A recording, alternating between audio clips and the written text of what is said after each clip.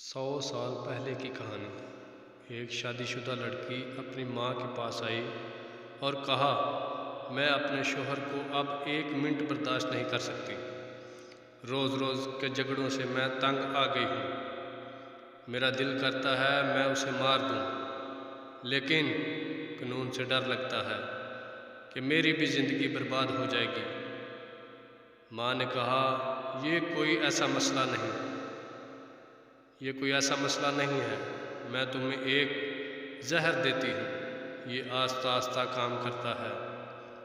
روزانہ اسے تھوڑا تھوڑا کھانے میں دینا، بس کھانا لذیذ بنانا کہ اسے شک نہ ہو۔ مزید ویڈیو دیکھنے کے لیے ہمارے چینل کو ضرور سبسکرائب کریں۔ لڑکی خوش ہو گئی۔ ماں نے کہا، لیکن تمہارے گھر روزانہ جھگڑے ہوتے ہیں، سارا خاندان جانتا ہے، تمہاری نہیں بنتی، شک پھر بھی تم پر جائے گا، تو جتنے عرصے میں یہ زہر کام کرے گا تم گھر کا ماحول بدل دو، پیار و محبت سے رہو، گھر میں امن شانتی بناؤ۔ بیچارہ کچھ عرصے کا مہمان ہے، اس پر شک نہ کرو، بے جا فرمائشیں نہ کرو، خود کو بنا سنوار کر رکھو، میٹھی زبان استعمال کرو تاکہ نہ شوہر کو نہ اس کے خاندان کو بعد میں شک ہو کہ اس کی موت کی ذمہ دار تم ہو۔ لڑکی نے کہا، ہاں کچھ عرصے کے لیے میں یہ کر لوں گی۔ وہ زہر کی پڑیا لے گئی۔ مہینے بعد وہ آئی اور ماں سے کہا، اس زہر کا کوئی توڑ ہے؟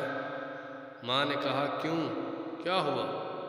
لڑکی نے کہا، میں نے چند دن اسے پابندی سے زہر دیا، لیکن وہ تو بہت بدل گیا ہے، میرا اتنا خیال رکھتا ہے، مجھے اتنی محبت اس نے دی کہ میں شرمندہ ہو گئی، یہ میں کیا کرنے جا رہی ہوں؟ ماں، میں اسے چند دن زہر دے چکی ہوں، اب کیا ہوگا؟ ماں نے کہا، کچھ نہیں ہوگا، وہ ہاضمے کا چورن تھا، اس کی زندگی میں سب سے بڑا زہر تو تم تھی۔ کسی رشتے میں یہ زہر میاں ہوگا، کسی میں بیوی، لیکن خاندان میں بڑے بزرگ بہرحال ہاضمے کے وہ چورن ہوتے ہیں جو رشتے کی اس ہانڈی کو ذائقے اور جینے کا سلیقہ دیتے ہیں۔ اس وقت کی مائیں کچھ اس طرح سے گھروں کو ٹوٹنے سے بچا لیتی تھی، اور آج کل تو بس اللہ ہی رحم فرمائے۔